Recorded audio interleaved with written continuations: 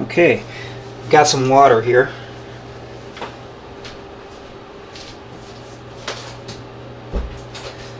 So let's get started.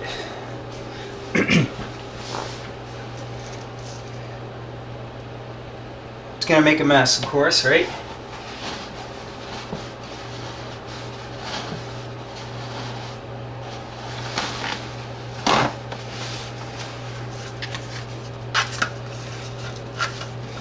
This piece is so big, it's hard to grasp.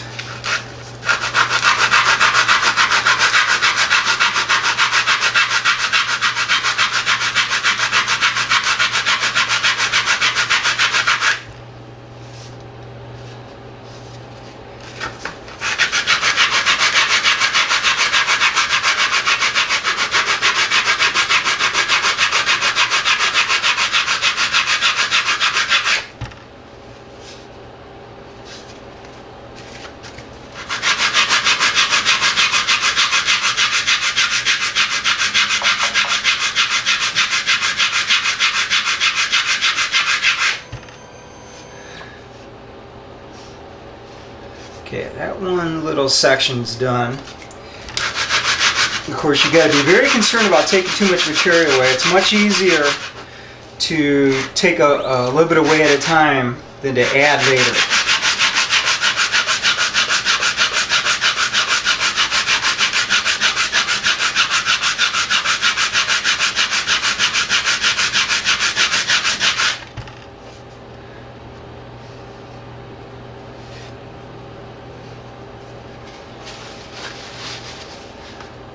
So here it appears I've got that down. It's a nice smooth edge, and then over on the front edge of this stabilizer or stabulator you see still a lot more plastic to remove. I think this is the most intimidating part of vacuforms, is the sanding step here. It's pretty critical because you go to a show and you see a vacuform that hasn't been sanded properly. Everything's too thick, out of scale, and just doesn't look right. My goal here is to make this look as if it was an injection molded kit. And then people come up to you and go, well, hey, who made that kit? And you're like, well, it's a vacuform. So let's keep on going here.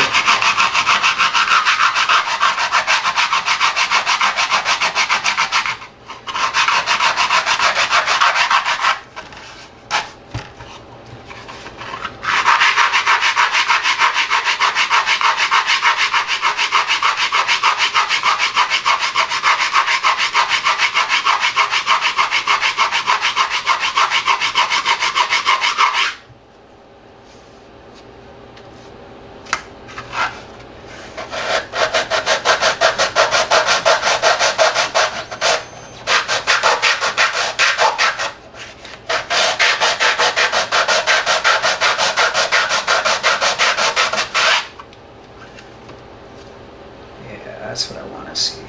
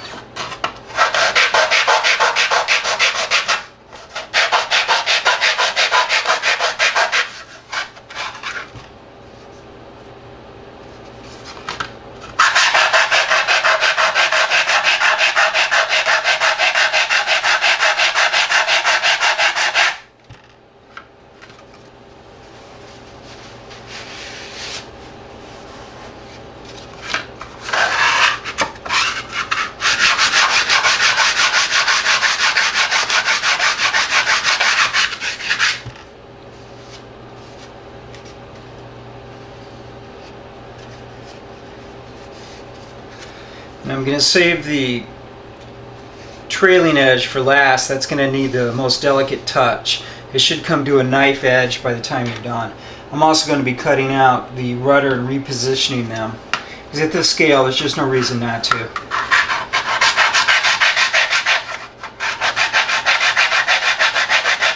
And one of the saving graces of this big kit is the B-52 cockpit. It's going to be very difficult to see. So when I fabricate the cockpit, I'm not going to have to spend a whole lot of time working on that. So the B-52 is actually relatively smooth. It's got a number of antennas on it, but those are easy to add later on. So even though this kit is massive and huge, it isn't that difficult of a kit.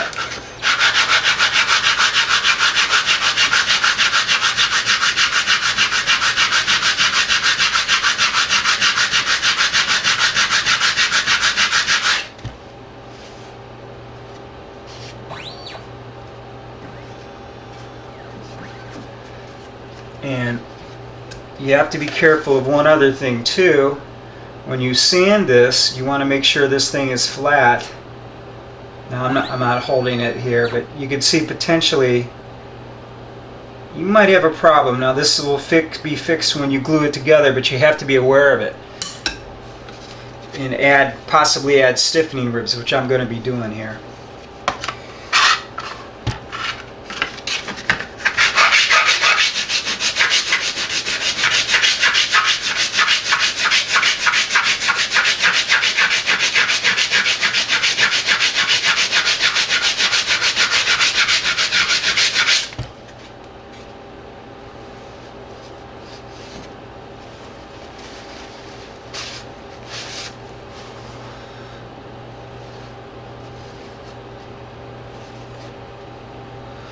I'm looking at this step here near the bottom of the rudder, and I don't know if that step is supposed to be there or not.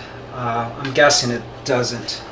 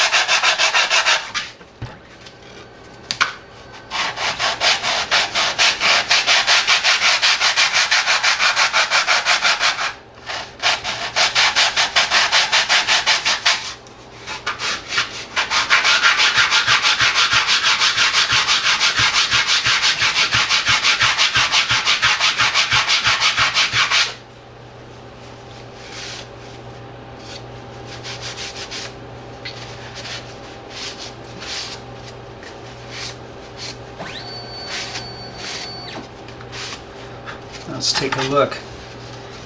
Compare these two pieces. Where here this is almost a knife edge.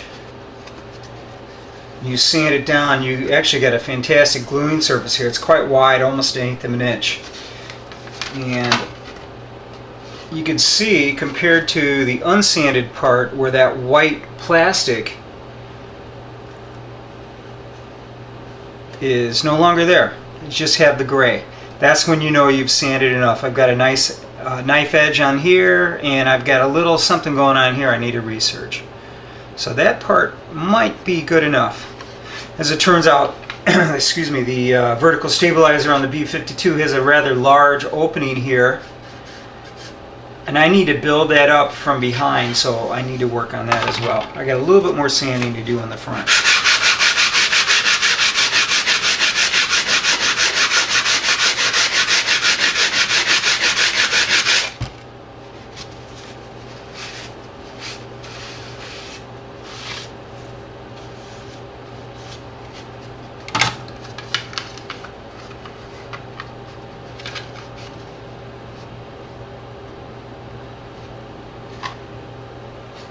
If you can see that,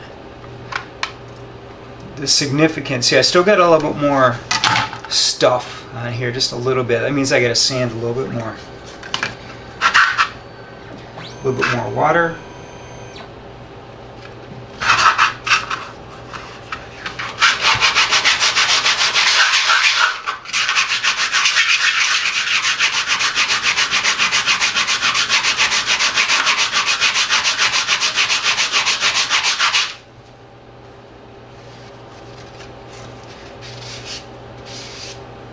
That might do it. There.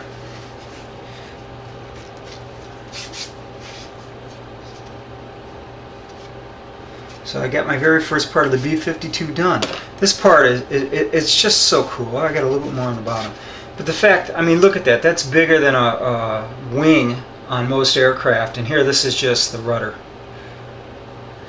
And I'm really looking forward to doing this and finishing this model because it's visually, it just impacts you. When you see the real airplane, it's like, my God, what were these guys thinking? Incredible.